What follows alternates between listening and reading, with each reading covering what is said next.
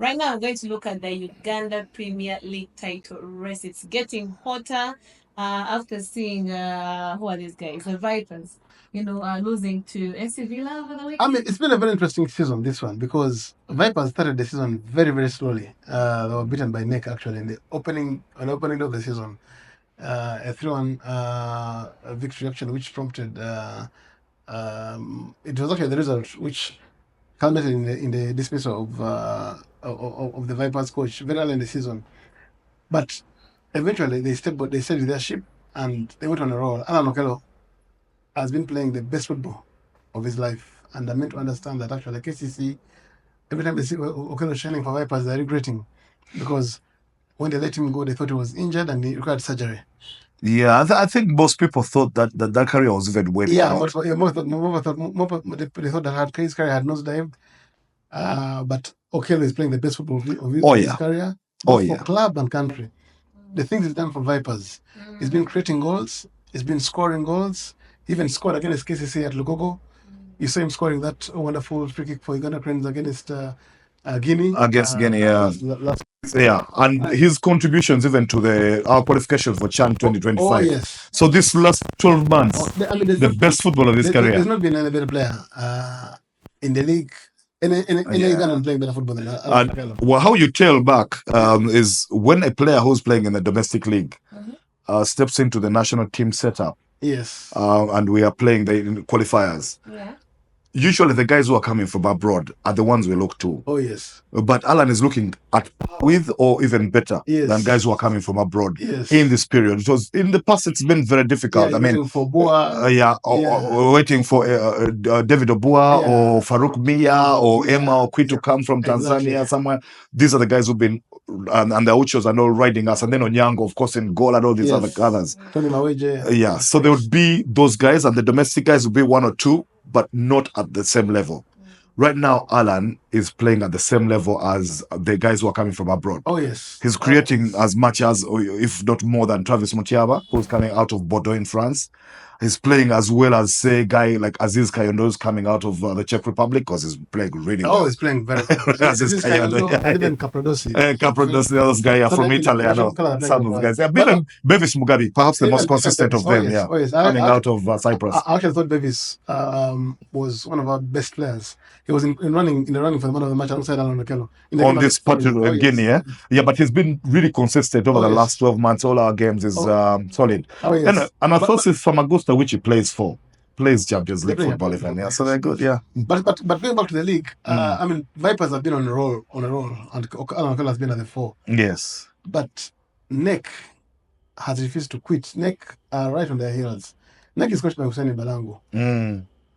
Quite a very interesting character. Yes. And former Cranes number 9. Yeah, former Cranes number 9, played a bit of football in AC Villa. But they have a couple of veterans, guys who played around the league. Mozambique Mutiaba, Paul Mochorezi. They have Rothomio, and a few others, and they've just been doing the business. Yes. They know, especially at Lugogo, which is the ground they share with KCA, they've just been a difficult nut to crack. And after AC Villa beat Vipers at Wakulkuku, for some reason, AC Villa, who are the reigning champions by the way, they're not going to go into this season, but Villa tend to raise their game against Vipers. They do. How? I don't know. They just think that they should beat Vipers, yeah. Even when AC Villa are their worst, somehow they managed to pick themselves against Vipers. Yes. But I ran into Dennis Mbide on the evening after that match. Yes. And he was in celebratory mode, of course. He was with a group of people, and they were out on the town to celebrate. And Mbide was saying, look, this is the only game I watched the entire season these days, because he doesn't watch that many UPL games. And I showed up for this before kickoff, confident that we were going to win, and I showed everybody that we were, and we did. And it was a beautiful finish. He confessed, though, that there were, for large parts of the game, they were outplayed by a very, very good Vipers side. But somehow, like Mark is saying, Villa find a way to beat Vipers. They find a way to beat Vipers. Yeah, because I think it is in the psyche. I think Villa think that Vipers, especially because of the nature of their proprietor, Lawrence Mrindwa, he's a money bags. He's perhaps the richest man in running Uganda. And he's spent a lot on that team. He's bought quality and every so often it shows on the pitch. Yeah. But it has cost him. It's been expensive and all. I think Villa believe that he represents what they once were. Yeah. Now, Lawrence Miranda himself was originally an Express supporter. His teams put on red and things like that. Not blue and all. Actually, even all the guys around Vipers, even Simon Sekanja, used to be the Express, But the way they behave, the way they conduct their business is the same as Patrick Kawaya did in the 80s and early 90s. It's the same as Franco Mugabe did and Omar Mandela did until recently, until now. No. The strongman thing of somebody coming in there, pouring millions into the game, and then bringing others on board to join them in, including getting some and it's basically feeding their passion. And you get some best player and you put him on your bench. Yes, that you have them in your stable and they're not playing for the rival. Yes, absolutely, that kind of thing. So I think Villa feel like Vipers are where they belong, where they used to be and should be. So they raise their game for that. So Villa beat Nec. Sorry, Villa beat Vipers to blow the championship wide open, because now Nec are back in things. Nec were 3 points behind Vipers. Yes. Now Nec, if they win their game in hand, then they're all level, and who knows? Well, they were grilled, yeah. Okay, they're family in contention for the championship. Yeah, Mark, but like you were saying, like, and as I told you, like Dennis Bide was telling me that Villa scored a very good goal to win that game. The assist from Kakande and the finish by Charles Luanga, the guy they call Neymar. It was part of a great build-up. So the goal was beautiful in its team play. Yeah. Oh, yes. But the assist from Kakande was stylish, and Neymar's finish was cool and calm. But Vipers played really well in long spells of that game and dominated it. They were always going to dominate it. Dominated it, yes. So you expect, and when push comes to shove, and it's shown in recent past that there's so many teams that have come there, challenged Vipers and been almost champions, but somehow Vipers managed to peep them on the last day.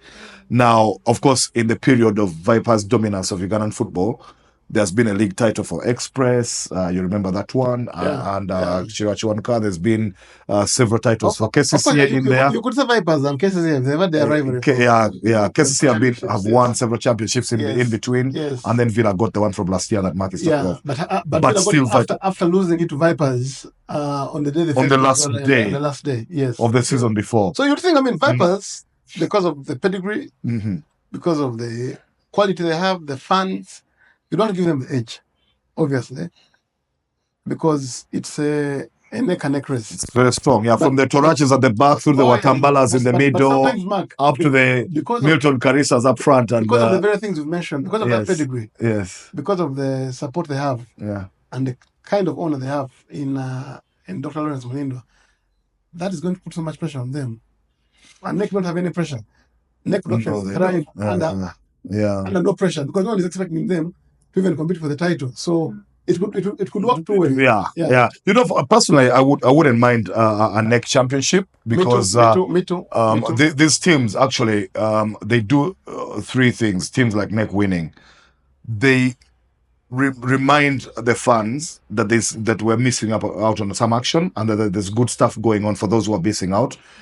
2, they inspire both players and owners, club owners and all, about the fact that actually if they invest their time and money and things, that these things are doable. And so and then 3, they spread the competition and the glory and things around the country, so that it's not centralized in one place, where, because you worry when you have, say, a Bayern Munich Man City situation in our league, and there are times when Villa used to have it, and Vipers could easily have it.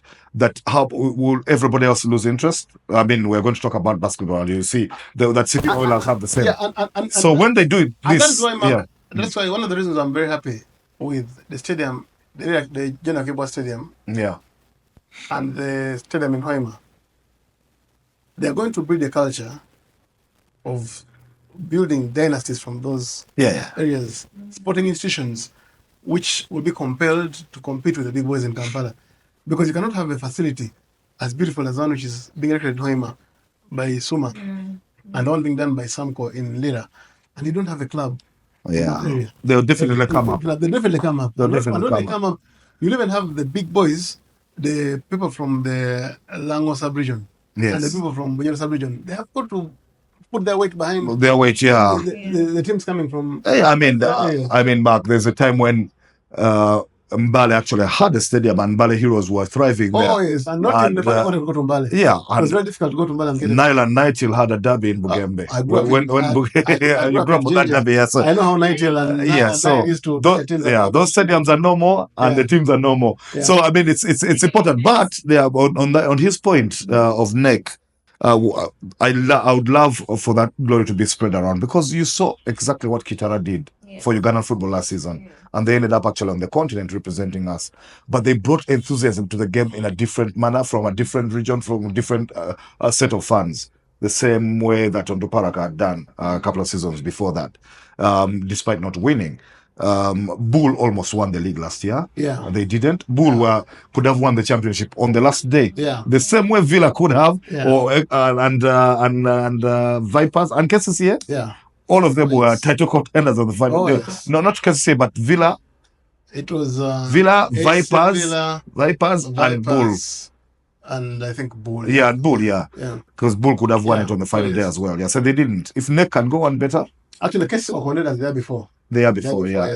When Vipers needed Yes, thank you so much. That's the update we have on the Uganda Premier League, right? Yeah.